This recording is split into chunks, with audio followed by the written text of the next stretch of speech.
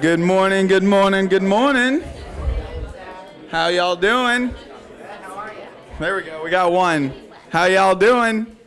There we go. All right. So, what's going on? Good morning, guys. I got your attention now. I just wanted to sit in that silence for a minute and enjoy it. So my name's Zach. We've got our 1 Million Cups organizing team here. We've got Anna, we've got Stephanie, and we've got Courtney. And we are here for 1 Million Cups. All right. Should start that way more often. So who's first time here today? Show of hands.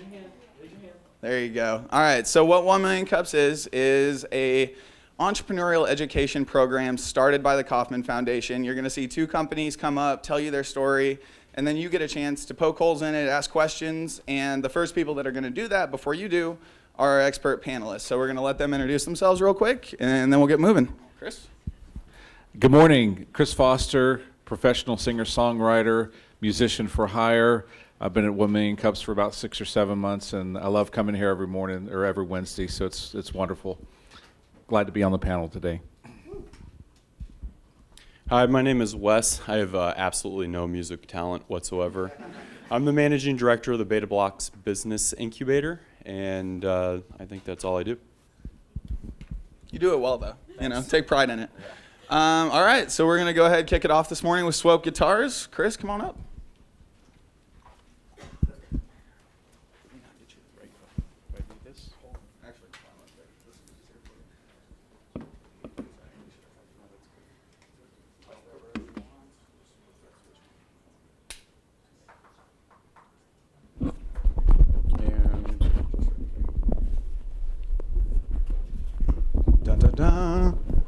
Hello, check. 1, 2, check. That's a musician joke. So, I am Chris. I've been in the high-end guitar business for over 20 years. In New York City, I worked for one of the pioneers of boutique guitar building. I cut my teeth building electric guitars and basses for top session players and bona fide rock stars. I also became immersed in the world of vintage guitars. So I gained a deep knowledge and appreciation of the history of the instrument in a manner that very few people can. In Nashville, I worked for one of the major manufacturers in their custom division. I had a cool gig. I was in the engineering department. One of the things I did, I worked with iconic guitar players, some of my heroes, in developing and prototyping their signature models. I returned to Kansas City in 2008 to raise my family, and I took a job with an online company as their first ever salesperson. I lived on a floor with 2,000 high-end guitars, and for 5.5 years, I was the eyes, the ears, and the fingers for that customer on the other end of the phone. So I come at this from a very unique perspective. I've been the dealer. I know there are challenges. The major manufacturers put very high demands on a dealer. The buy-ins are huge, and the price point world we live in means that the per instrument profit is way down. Small mom and pop shops, they can't compete with the big box stores. So they've turned to boutique builders, small builders like myself, to fill that void in their premium price point. It helps them maximize profits, and it differentiates them from the Guitar Center down the road. There is a problem, though. This artisan, maker faire world we live in means there's more boutique builders than ever on the scene. How does a dealer choose? How does he know who's for real? How does a customer have faith that this guy or that guy is going to be there in 6 months? Another problem, stuff happens. And when stuff happens at the premium price point, it really hurts. So there is a fear with the dealer to have the premium stuff on the sales floor. They usually keep it in another room, or they warehouse it and only want to sell it online. But that's a major issue. A boutique builder is not a household name. And the dealer has to be a proactive partner in the relationship. He needs to put that guitar in the customer's hands so they can experience it. So this fear of stuff happens is a major obstacle. Now, I started Swope Guitars in 2014. I wanted validation. So I came up with this idea for a test pilot program. The guy I knew was coming through town. I'd show up at the gig. I'd show up at sound check. I'd give him a guitar to loan, take on the road, take it on tour, put it in circumstances that I, as a builder, wouldn't be able to imagine. I used a network of guitar technicians to gain access to bigger artists. That's how I got my first sale. Hall & Oates. That's Oates. A few weeks ago, I sold not one, but 2 guitars to Ron Wood of the Rolling Stones. Now, it doesn't get any bigger than the Rolling Stones. So the idea that a professional musician who can play anything would choose a Swope guitar, that means I'm bringing something special to the table. For the dealer, for the customer, that's instant validation. Good press helps too, and I've had some really great reviews. So let's check that first problem solved. Now, what about shopware? Well, I've built a solution to that into each and every guitar I build with a style of finish I call the knockaround treatment. All Swope guitars have fine finish checking, a lovable bumper bruise here or there, the type of thing that you might expect to find on a well-cared for vintage instrument. So Swope guitars can be on the sales floor. Somebody adds a little something, something, you don't have to discount. It's all part of the story. The ability for a dealer to actively pitch a premium instrument to anyone who walks through the door is huge.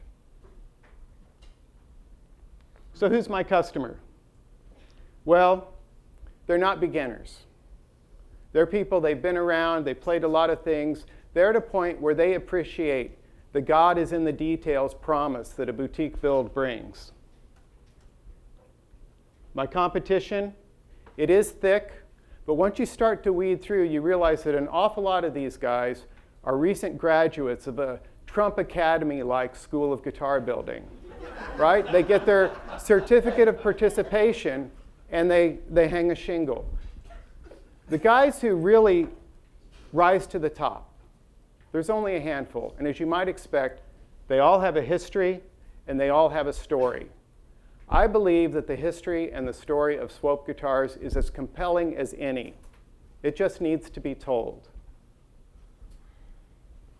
So what are my advantages? Well, we talked about a couple already. Let's look at this third one here. Unique electronics, superior sound. At the heart of an electric guitar sound is something we call its pickup. It's copper wire wound around a bobbin with some magnets. It picks up string vibrations and translates it into an electronic signal. Okay? Now, back in the 1960s, the big guitar boom, new makers popped up, they tooled up, they built their own everything. That's not how it works anymore. Only a couple of those manufacturers survived. Gibson and Fender are the 2 largest. Entire cottage industries cropped up, creating replacement components for those 2 brands, those 2 styles of guitars. The majority of builders today use the exact same replacement parts, third-party pickups in their instruments, okay? This is really the meat and potatoes. Everybody out there is using the same wire around the same bobbins with the same magnets, chasing the same 3 or 4 sounds. And I have to ask, why bother? If I close my eyes and I don't hear a difference, why build it? Why sell it? I took everything I've learned over the years and I designed my own pickups, my own bobbins with a unique geometry that can accommodate a wide variety of winding patterns. I experimented with every single ingredient until I felt I had something truly special. Then and only then did I take Swope guitars to market. So how am I doing? Well, I'm hanging in there. I'm building the brand. I'm slowly getting my story out there. I've got some great dealers. I've got some cool guys playing my guitars. I've got some good press. My bill of materials is killing me. It's obscene. I've had snags in my supply chain, a couple that really hurt. And I have pretty much no advertising budget whatsoever. I do social media, email blast, but word of mouth only goes so far. But I do have some strategies. I'm expanding my dealer network. I have 4 dealers right now. I've got some very promising things going on with a dealer in Austin, Texas I'm excited about. And I'm about to have my first international dealer in London. I'm expanding my product line. 2014, 1 guitar, last year 2 more. This year I'm coming out with a new model, but I'm going for a different guy in the band, the bass player. It'll be a whole new market for me, and I'm hoping it's a smart move. And lastly, I just need to continue to build my brand, which is why I'm here today. Thank you.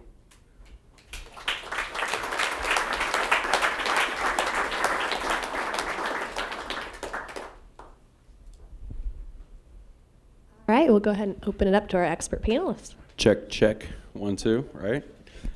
Can you walk me through costs and pricing? I'm curious how much it costs-ish to make this stuff, and then what you're selling it for. Right.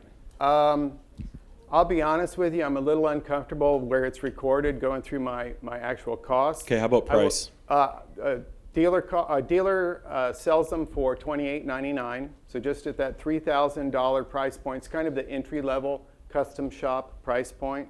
I will tell you that whatever it is, EBITDA earnings before interest, taxes, amortization, that math will never work. You know, a guitar builder cannot build like that. So it's not a tremendous profit for sure.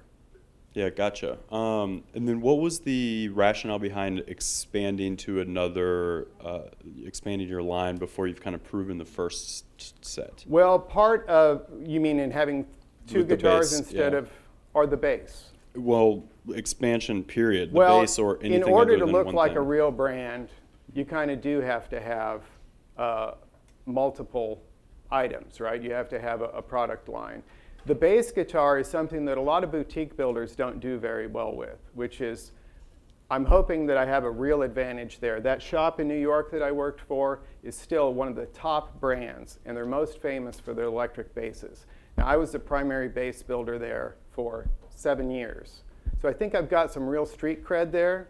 I'm a guitar builder. That's what I wanted to build first. But I think the bass thing is actually going to be really good for me. Yeah, you did a great job. This is beautiful, and thank you. if I knew how to play, I would be buying one right now. Sweet. My only 2 cents right before I take off Yeah. is that some of those problems. I think it was like 2 of the 3 problems that you talked about having are going to be multiplied when you go to add product line extensions.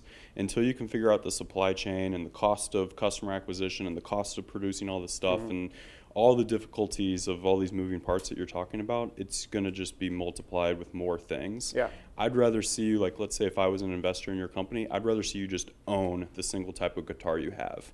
Now, that is coming from no music street cred, which is why I'm going to be passing it off to the guy that has it now. But that, otherwise, it's really, really cool. You've done a great job. Great, thank you. I thought it was a really thorough presentation of how you described where you came from, where you're at, and where you want to go. I think you put together a really quality presentation this morning. I took a great deal of time looking at your website, and a couple of things that jumped out at me. Number one, I wanted to compliment you on the video demo that you have on your website of the Geronimo, which I guess is your primary guitar, the first, The initial. the initial guitar that you have. It was really just being a guitar player and listening to it. It gave me a good sense of what that instrument could do without ever playing it. So I really appreciate that. The one thing I missed on your website was a picture of you. I felt like there was no personal connection to you, the individual builder. I liked also the testimonials that you had on your website, most notably, as you pointed out, John Oates of Hall & Oates. That really grabbed my attention. This is a guy who's definitely been a proven rock star. And the one question I had is that you've really developed it seems like a strong bond with a guitarist named Kenny Vaughan.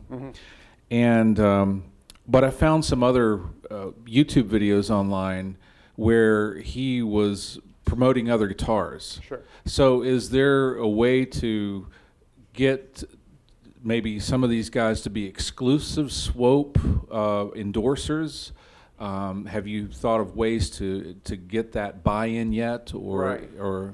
That now, Kenny Vaughn, for those who don't know, he's the guitar player for Marty Stewart and his fabulous Superlatives.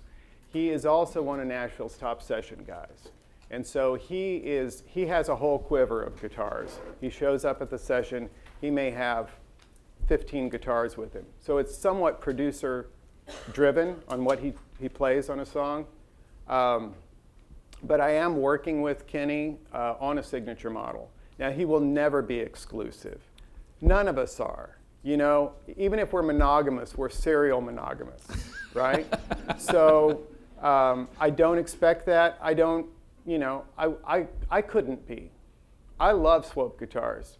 I still own some Fenders and Gibsons. You know, they're different colors on your palette, you know, in your toolkit. So, but no, I've got something in the works with Kenny. He's one of my primary test pilots. So, and he put me through the ringer. You know, he really was fantastic. And I've made so many tweaks to the model through him, and even with the one that he has, a lot of unique tweaks. I even wound a special pickup for him. So I had all the things there to be a signature model. It's just I have to also look at, like, for me, introducing new product. Well, here's a whole huge customer base of bass players. I think I'm going to go there before I narrow it down to just targeting a specific artist. But yes, absolutely. Ron Wood, if he would endorse me, that would be fantastic. You know, my hope is they're going back out on tour. They're getting old, you know, but they're supposed to go back out in the fall. If he plays that guitar on stage, it's going to be awesome. And another question I had was about, are you the only custom guitar maker that you know of that is wrapping your own pickups? There are guys who wind their own pickups, but they're using almost entirely, they use aftermarket components. So they're winding with these same coils, the same wire, the same magnets.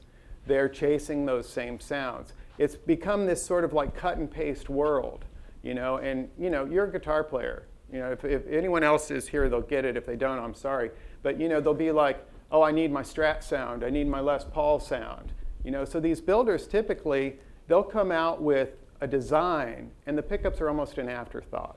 You know, it'll be like, oh, I'll grab one of these and grab one of those. And so the guys who wind their own, it's something they can say, but they're still in the exact same box.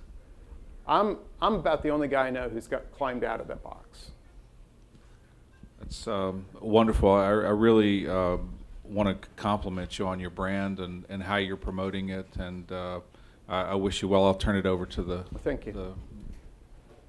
The us. The us. All right, good. Anna? Yes. Any questions? Any If you've got questions? a question, please shoot your hand up. To our resident panelists, Joe. Great presentation. I am a little disappointed. Maybe you were overwhelmed by this environment that you didn't demonstrate one of your guitars. You know, even for a very short while, that would have been interesting. Sure. What kind of problems do you have in your supply chain, and how are you planning to fix them? Because obviously, you have identified it as a major barrier to success. Part of the problems stem from being such a small scale, where I may, you know, I get my bridges I order from a company in Germany. You know, for a long time, I was getting through a company in the States, and they were on back order, they were on back order, they were on back order. I couldn't fulfill orders, they were on back order. I reach out to the German guy, and they're like, oh, they don't have any orders with us. You know, so it's that type of thing that can really make you stumble when you've only got a handful of parts to work with. I'm taking over the winding aspect of my pickups. All my designs, but I had some guys with a $10,000 winder who are winding them for me. I'm taking that over to kind of, you know, take control of that, and I've acquired the machine, and so that's going to be something that moving forward, I'm not going to have to come up with a budget and forecast that I need 25 GTO pickups, 3 MG pickups, 16 Geronimo pickups. I can wind them as I need them, and it'll be a lot easier to facilitate. Got another question for you over here. Hi. Clearly you have high quality and draw from experience. I'm curious from the marketing perspective, and I'm thinking along the lines of knowing when I see a pair of shoes with a red bottom, who makes them. Mm-hmm. When you have a superstar using your guitar, how do I know it's a Swope guitar? Well, you know, the headstock itself is unique. That's what most builders use as their trademark. Now, all of my, my shapes are all original shapes, but if you don't know the nuance of one electric guitar to another, you look at them and you're like, that's an electric guitar. But they are their own unique designs. But the headstock is really what most people look to for the trademark. Here to your left, Chris. Great presentation. Thank you. I'm curious about a couple of things. One, what type of volume you've done in the last couple of years. And two, maybe I misunderstood you, but I thought you said that the EBITDA equation will never work. If that's true, I guess I'm concerned about profitability. Yeah. Well, at my scale, I don't believe that will work. What was the first question, real quick? Volume. I am absolutely growing my brand, so it is very slow. I just shipped serial number 55 last week. I've got a handful of orders. I can look 3 months down the pike, and then I start sweating. I don't know what the future holds. Now, there's different ways I can make it. I can stay the small builder. I can reach a maximum of 80, maybe 100 guitars a year if I get everything worked out supply-wise. And I can live all right in the middle class world. I'll do fine. I'll be able to save for college. It'll be great. But there's other avenues too, either going with, there's something, for instance, called the Premier Builders Guild, where they contract models with builders, and they build them in their custom shops. Maybe they're exclusives. Or you move to a price point that's, if I'm at $3,000, maybe get down to $2,000. You go to Japan. It's not China. It's still a very respectable instrument, and there's a great market for them. But you have to build your brand to that point. Also, I can raise my prices once my brand is built. If I can quote a dealer that I've got 9 months before I can get to their order, well, then the demand means that I can jack my prices up. There are guys doing very similar things to me that are charging maybe $1,200 more per instrument. That would be just pure free money to me. I just don't think that my brand's there yet. Another question on your right, Chris. When you spoke about your background, that was very strong. Then you made a transition to start talking about your business as if it was assumed that we understood exactly what your business was. So I would like to see at that point a statement that Swope Guitars manufactures guitars. Okay, and then also just a couple minutes right before your ending, you said something about we climbed out of that box. So that's your differentiator. So I would like to see a slide that actually highlights the difference and then how that is attracting these particular lead names. Okay. Question up front here. First of all, wonderful presentation. Thank you. And I'm very impressed as a music blogger myself. I really enjoy your presentation, but I'm also a social media connoisseur. And the thing what I have is, have you thought, I know you have little money for the budget, but if you had a chance, would you look at Facebook, Twitter, or Instagram? Because I actually follow Mr. Oates, and it would be interesting to see if he had a photo like that, because that would definitely help your brand as well. Sure. I just recently, my 7-year-old daughter convinced me to get an iPhone, and so I started a Twitter account, Instagram account, maybe 3-4 weeks ago. So I'm now on Instagram, and it's very cool. I can't believe it took me this long to get there. I do Facebook ads. They're few and far between. Every other week or so, I try and do something, get 50 more likes on my page as a result, maybe 100. It's just, I have to be honest. I'm still, every day there's just so many things that I could be doing, that it's tough as one guy to focus on everything. So that's very valuable. Thank you. Anna, where are you? You got one? All right, up here. Great presentation. So I play professional drums, but I do not have ever played guitar. Can't play guitar, but there's a huge music presence here in Kansas City that's always been growing the past few years. Have you tapped into the local market at all? And that's question number one. And question number two, I know a lot of guitar techs. Do you get these guitars in guitar techs' hands to give to their musicians? Question number two. And number three, sorry, is like, down the road in Grandview, there's IHOP, which is a huge mega church. They have a 50, 60,000 people per year event with music, and that's what they're known for. Do you tap into markets that aren't, secular or Christian? Because the Christian market is growing immensely now. So, however you want to answer that. I'm going to answer it by kind of going backwards, and you're going to remind me of each question. The faith guys, the worship guys, that's a huge market. Yeah. The inside joke is they all play white guitars. I don't know why, but every time at Gibson we would build a white guitar with a bling, Philip would say, "That's a church guitar." Right? So, I'm not the dealer. There's different ways to do it, and I would make more money if I sold direct to consumer. But my hope is I build up demand enough that I'm more productive just building. So I haven't really, I haven't looked at different markets myself to target. I'm hoping that the dealers do that. But, you're right. With advertising, with, targeting certain groups, that's certainly one too. Guitar techs, do I loan them out to? If it's at this point, if it's a artist that is a high enough profile, I do have a test. I have got 3 or 4 guitars that circle around the country. They're not giveaways, but guys are turned on by them. I want them to try them out. I want them to tell me what they don't like about them, as well as what they like about them.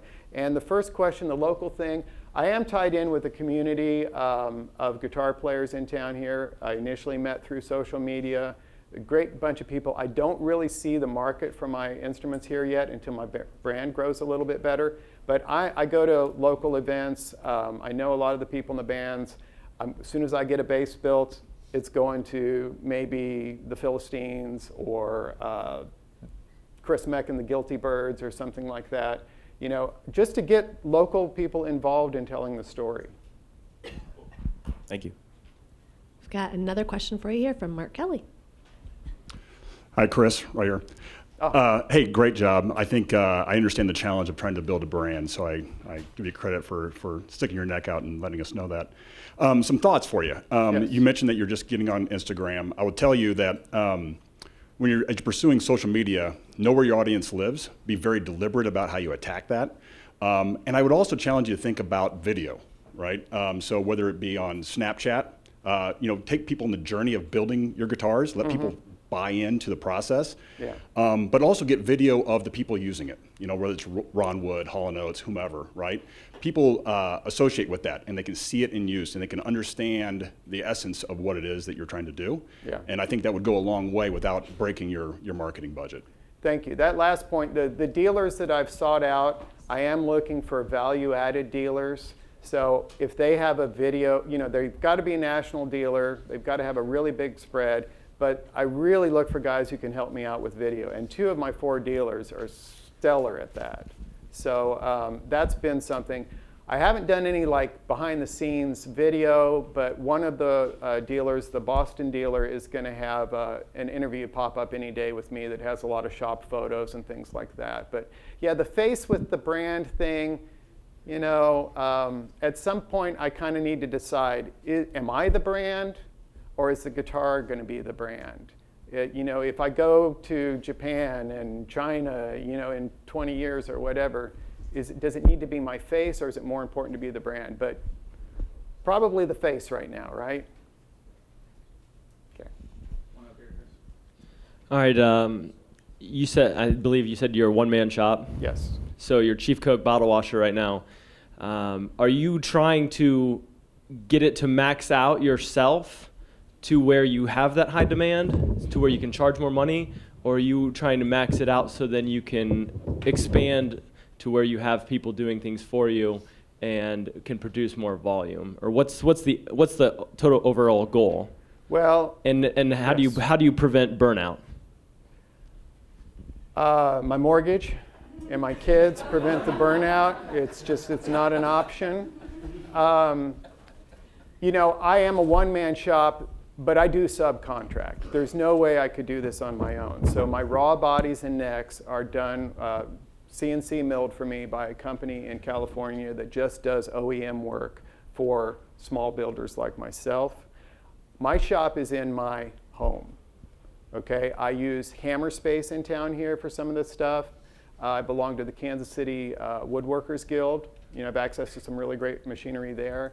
But like, I don't paint out of my house either. It's nitrocellulose lacquer. And I'll either, you know, my kids will have no brain cells or I'm going to blow my house up. So, you know, those are my realities. So it's almost like having employees. I need to grow to a point where I can get more space, where I can at least take on a paint booth or maybe get my own small CNC machine. So, but there's a lot of ways to grow. I kind of alluded to that earlier. I'm just at a point where I'm hungry enough that I'm just going to grow wherever there is growth. You know, so if it means that I don't necessarily want to be that guy out in the cabin in the woods with a pocket knife, you know, whittling, you know, little Geppetto guy. You know, I miss people. I would love to, you know, grow to the point where I had my own shop, you know, but it's going to be a long haul, I think, building a brand at this price point. Okay, Chris, so our final question for you is, what can we as a yes. community do to help you? All righty. Well, yeah, share the story. We all know that. I'd love to sit down with an intellectual property attorney for a coffee or 2 coffees, talk about a couple things. And, you know, I see all this crowdfunding. Is it for real? I want to know if there's an expert here that can kind of help me navigate that world. If I could generate an advertising budget to get into a few key magazines for a year or 2, I really think that's one thing that's going to get my name out there. I know it has to be, you know, a drip, drip, drip, drip, drip sort of thing. So it's going to take a decent amount of money. Brian But other than Azorski, that, where are you? Raise your hand. There's your crowdfunding expert right there in the back. flag I'm me calling down. you out. Sorry. No, it's good. But no, anybody who's got any creative idea for me, I would love to hear your input. Thanks a lot. Thank you so much for your presentation today.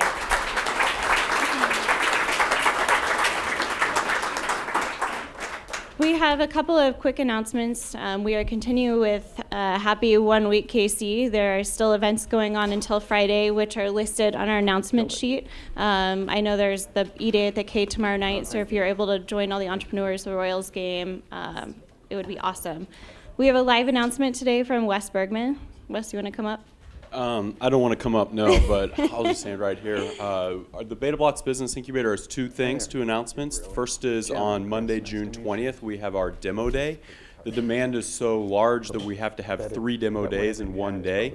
It is at the World War I Museum, which is underneath Liberty Memorial. So we have an AM, an early afternoon, and a late afternoon showing. It's free of charge. Come see. It's a showcase of all of the companies we've been working on, in some cases for years. And then second announcement is that our applications for our next cohort are due in about a week or so. So if you're interested in joining, then let us know. It's the largest hands-on alliance of entrepreneurs in the city. Okay. That's all I got. Thank you. Yeah, me too. Hey, Chris. So, Turn off your mic. Okay, now we're going to go on to Mug Club. Raise your hand if you've been to 1 Million Cups more than 10 times. Okay, put your hand down if you've already received a mug for the Mug Club. Let's go straight in the front. So you want to come up? Yeah. Introduce yourself and let us know why you come to 1 Million Cups. My name's Eddie Van Buskirk, and I work for Sandler Training.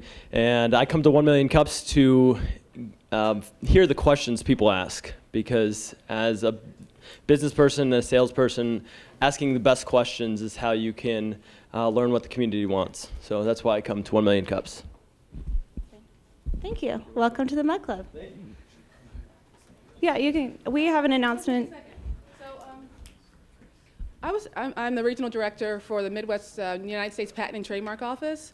So I don't know if you know, there's a program right after this. So I was hoping you all are aware of this. I was listening to his presentation, and I'm thinking, the one thing he hasn't mentioned the entire time is he makes this very unique device, but nothing about intellectual property, nothing about trademarks. And I'm picking on you, Chris. I'm not picking you at all. And nothing about trademarks, the swoop thing, or his design patents for his beautiful guitars.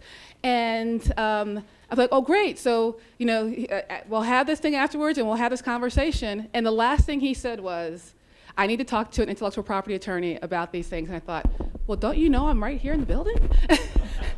So we have so many free resources for you, amazing resources, and I'm going to be presenting about those today. We're going to be talking about our pro bono programs, our pro se programs. We're going to be talking about the patent process. Those of you who don't know the difference between patent, trademark, copyright, trade secret, trade dress, design patents, which means probably everyone in this room, we'll be talking about those. So I hope that some of you are at least aware of it. If not, we're going to figure out how to make you aware, but it's right after this. We will send the information out on Twitter. How's that? Well, it's right now. Oh, it's right now. It's like today, like after this. No, I know. We'll send it out right now. Okay, so moving on, I would like to welcome our second presenter, George Benson with To Go 24.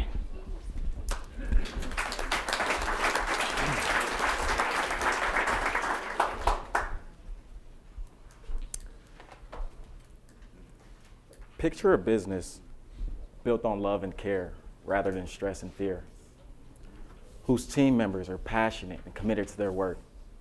Their days race by in a blur of focused intensity, collaboration, and camaraderie. Far from being depleted at the end of their days, instead, they find themselves newly inspired by what brought them there in the first place, to craft a purposeful life while earning a living. Morning. My name is George Benson. I am the founder and CEO of To Go 24. We are a delivery and taxi service combined, delivering or transporting anyone, anywhere in city limits, specializing in food and groceries within 1 hour, with a special interest on senior citizens. That's our niche. That's where we focus. So just a quick background on myself before we get started.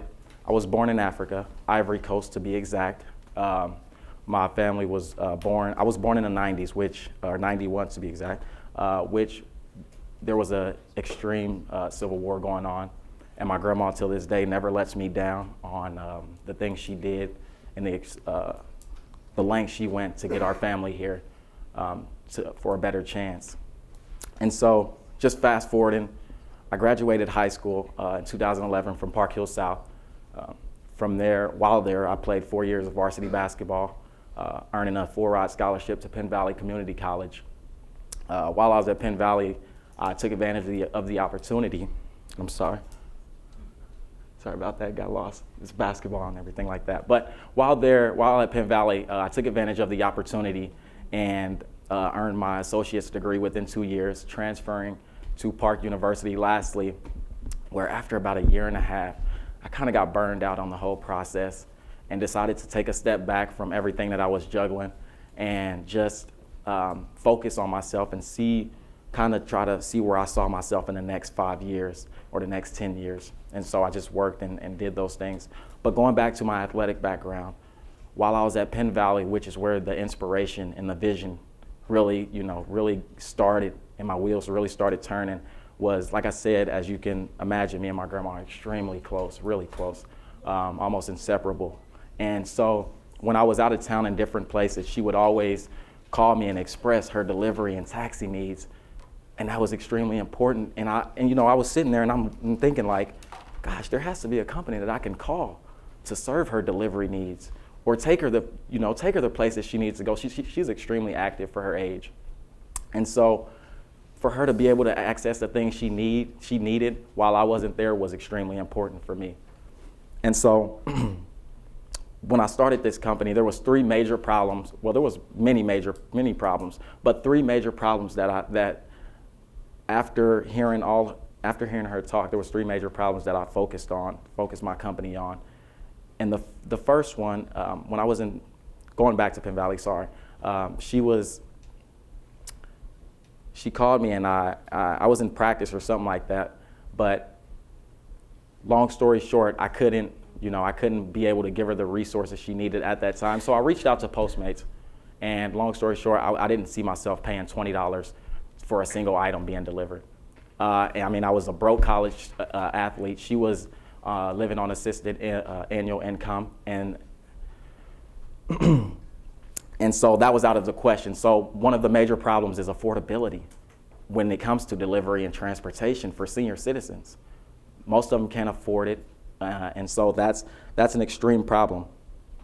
Not just that, but that goes to show that companies, yes, we want to make money, but it shows that they don't have enough genuine care. Profit maximization is their only key. And so for us, the next biggest problem was their well-being, and offering a company that truly cared about them. And so when I would go traveling and when I was canvassing, talking to these senior citizens, one of the biggest things they talk about was the robotic experience that they got with different transportation and delivery companies. And so our solution, To Go 24's solution to that problem, is offering an experience that no other service can provide. And that's by vetting drivers to be able to interact with these people and to be able to talk to them and offer even a 15-minute trip experience full of laughter and nostalgia down memory lane. We all have grandparents. We all have grandparents and in-laws and parents that we care about, and we want to know that they're safe at all times and that they're cared for. And so the experience, it first starts with those people being able to reach us. And the minor problem, which is major, but amongst, compared to the problems that we focus on, it's a minor problem. The tech companies that they were trying to reach out to, or the delivery options they were trying to reach out to, it was too complicated. So what we've done for that solution is offered a direct line to where they can reach us. Even though our app and our website will be sleek and innovative and things like that, we will still offer a direct line to where they can reach us directly, and we can be able to attack any of their needs that they need, anytime, any place, anywhere. So like I said, not being able to offer her the things she needed made me feel guilty in a lot of ways when I was out of town, sad, and I guess I always wished there was a company that would not just give her the things that she needed, and even if it was affordable, but do I trust them? Is that that's my grandmother. Do I put her in that car if I'm not sure about this driver? That's important for me, at least, and for To Go 24. And so, if you haven't guessed it now, safety is the next biggest problem that the to-go or the delivery and transportation industry faces, and that's one that we harp on. And the recorded crime rates are going up against this demographic, unfortunately, and I read it and I was extremely surprised. But that's mainly due to the fact that the current delivery and taxi options that are available they have loose security protocols, and they don't offer a solution to that. And so what we've done is, instead of just doing the bare minimum what the security or the insurance companies offer, I took it a step further when I first got started with this. We haven't been here long, but when I first got started with this, I had about 3 drivers. And I put them all through general background checks, and they all passed. After doing the federal background check, there was only 1 that passed. I reached out of my own pocket, I sacrificed my money, and I paid for it. And there was only 1, and I got rid of the other 2, and now that 1 is the only one that drives for me. And so that's just an example of the care that we show, and that's what separates us. Not just the experience, but knowing that your family members are safe, and that they're not just safe, but someone's offering them, someone's asking them about their day. Someone's telling them, hey, we care about you. We want to know about you. That's important for me. So, ladies and gentlemen, To Go 24 is operational, but not fully, and it's already not just serving not just my grandma, but yeah, not just my grandma, but there's 4 other families that we serve at this point. And I tried to get them all here, and it was sad and all their responses was the same, and it was something like, those people don't care what I have to say. And I really wish I pleaded with them to come with me today, and they really didn't want to. They didn't think that we cared about them enough, and so that's why we're doing this. And so, what we're doing is so 1 Million's Cup. Or 1 Million's Cup community, please assist me in seeking the resources to continue to bless many more families with the To Go 24 experience. Thank you.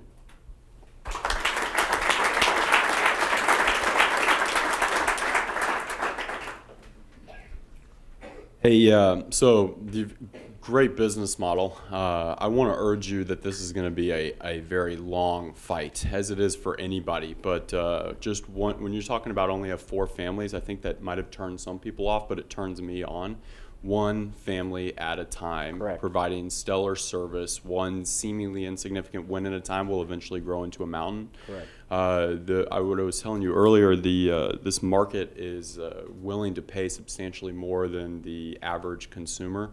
It's one of the problems that Postmates is having, is that their market is a bunch of lazy people that that don't have all that much of extra income, and so when their McDonald's turns into something that costs $18, Right. it's an issue. Right. Whereas with your market, the need is so much more. So I mean, you've picked a really great spot. You're obviously very impressive. Just have that really long-term mindset. You've got to get someone to help you with your slides, man. I actually have one more slide, but I didn't want to jump to it before we got to it. Yeah, but like I mean, bad. I know. Just from what I learned in school, too many slides can throw people's focus off. You know, and I didn't want. I wanted all the attention on me and not the slide. I have everything I need to say without the slide. So. Gotcha. Yeah. No, I'm just joking. No, and then my last kind of suggestion would be to niche yourself down a little bit. I mean, Postmates and Uber are and all of their various competitors is not only one of the most competitive, but and saturated and difficult and legal businesses, and you're talking about combining both of them. And so it scares me a little bit that there's too many moving pieces at this point. I mean, what is Uber valued at right now before they even started talking about moving things other than people? I think you should take a long, hard, deep look at just niching yourself down and owning one particular thing. Right. But otherwise, it's really impressive. Thank you. Thank you. Yep. George, nice to meet you. And listening to your presentation, I thought the story about your grandmother was very sweet, and really tell you have a very sincere bond to her.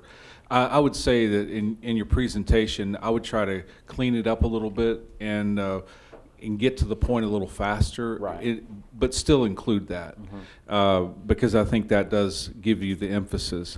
The thing that concerns me is your name, To Go 24, doesn't indicate anything specifically about seniors. Right. And so have you thought about maybe something, since that seems to be your niche market, have you thought about something that, could allow you to tackle that market first?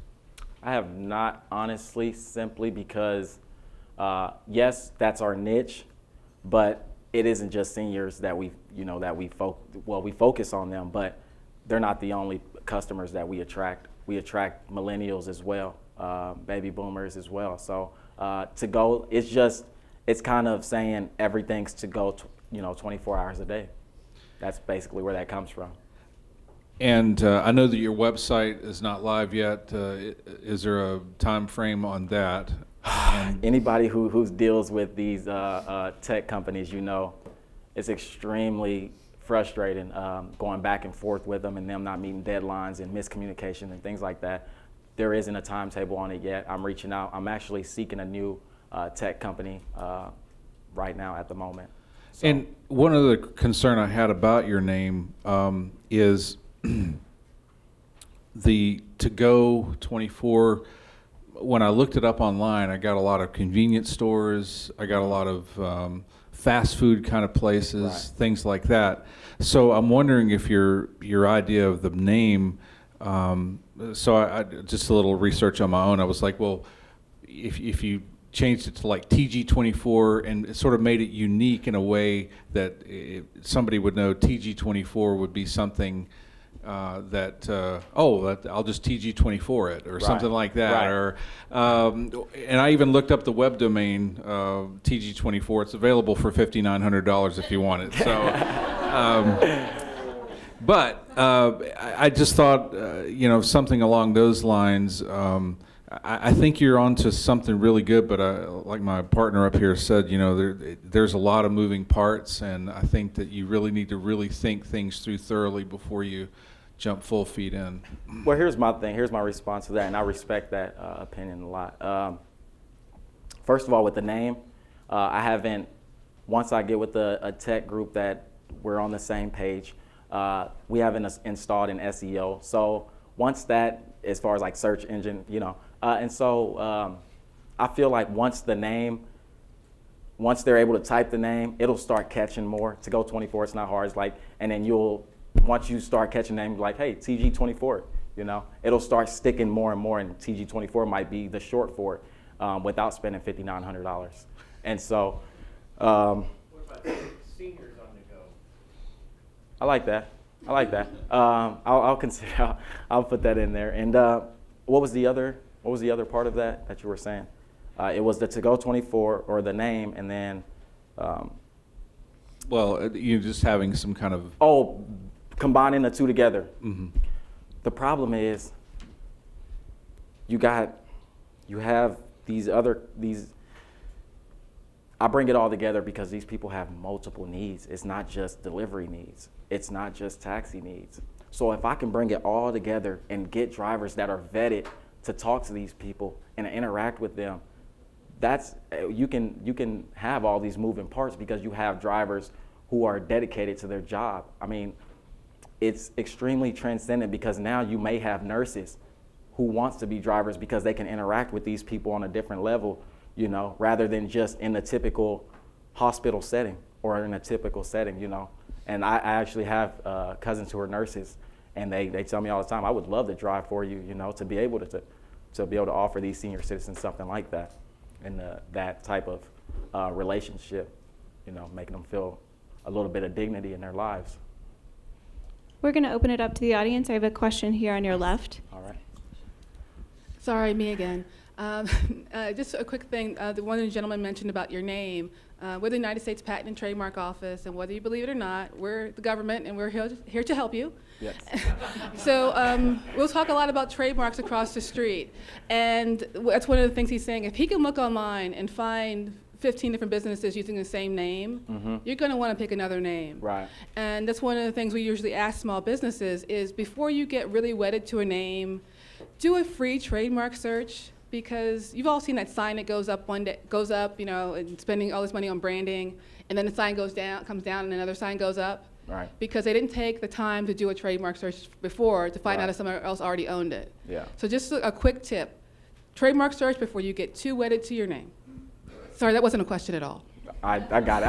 I got you. I'm with you. George, we've got another question for you. Oh, sorry. you're fine, Courtney. go. Where are we at? All right, real quick. Right Okay. here. Have you went out to? There's a lot of retirement homes. They're 55 plus. I know it's Johnson County. I've seen just south of me, tons 55 plus, and even maybe it's a person that doesn't need as much help as your grandmother, but they're still willing to pay because they want someone they can trust. Right. And not some Yahoo out here that's like you said. Yeah. Yeah. No, I get it. But I would network through that type of stuff as much as possible, and I think there's probably some type of nursing home association or something like that. I don't know what it would be called, but Yeah, no, I'm sure there's something like that. Starting off, that's what I was doing. For the first 2.5 months, I was pounding the pavement every day, talking to at least 50 to 100 people every day. And going back, I wish I would have documented these things. And sorry, I kind of lost my train of thought there. Oh, credibility. Credibility is such a huge thing.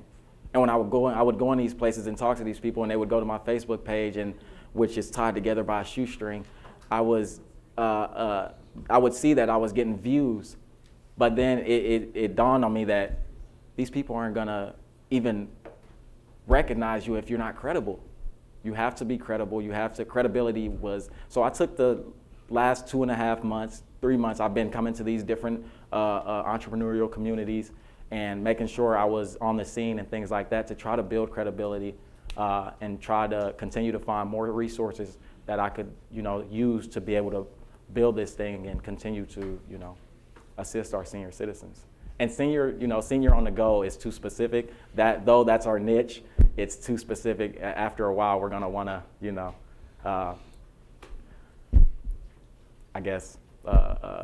appeal to different customer bases. Question back left.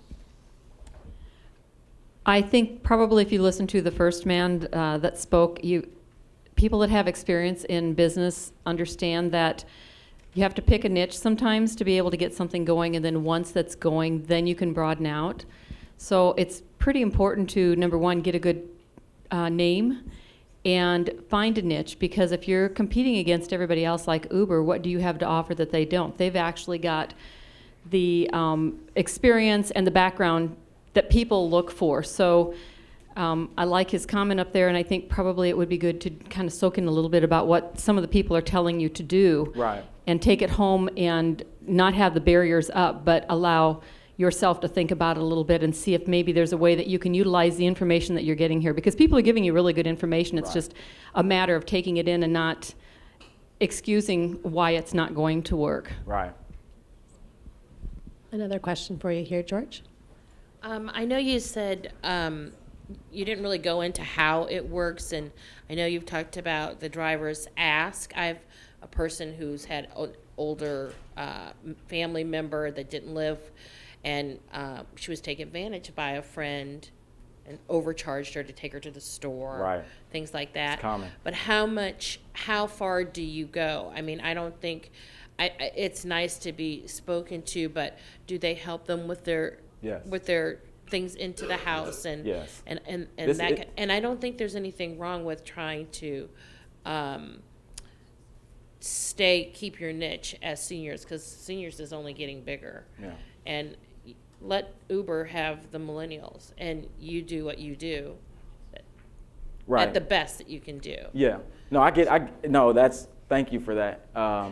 And yeah, that's huge as far as like trusting and things like that. That's what I'm saying. I would pay premium dollar no matter if I knew that my grandma was safe with someone who wasn't offer her a robotic experience. I'd pay it rather than going with a company who's, yes, they're solidified and yes, they've been here for a while, but after all the articles that I read, I'm not willing to put her life on the line and take that chance. Maybe that may seem extreme, but what if? And I can't deal with the what if. That's what.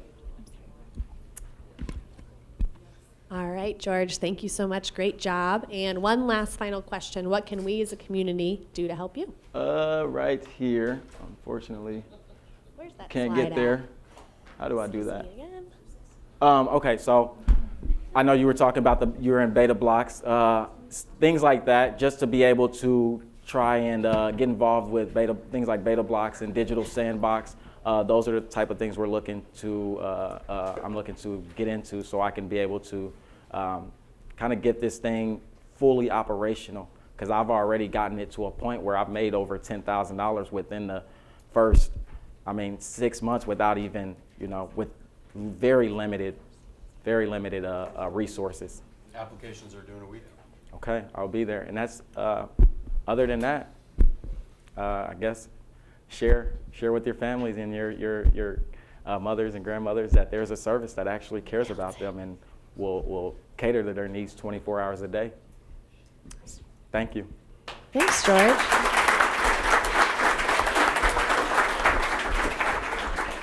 All right, guys, thank you so much for coming. Before you guys leave, want to let you know, Mr. Milton Jeffrey, come up here.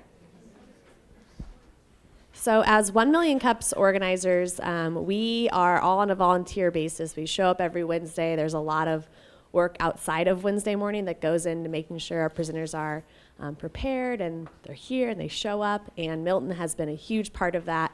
And he's been doing this for over a year. And today is Milton's last day as a 1 Million Cups organizer. So let's give him a big shout out, big round of applause. Here he is, the man, the myth, the legend. Would I get in trouble if I dropped the mic?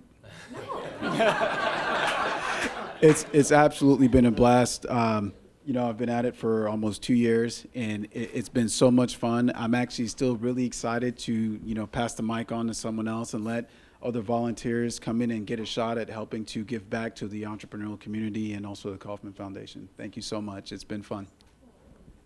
Thanks, Milton. Hoorah. And so, as usual, next week we'll be back here Wednesday morning. We're going to have 2 more presenters, Seek Edgar and Pod Identify. So we'll see you all next Wednesday. Thanks.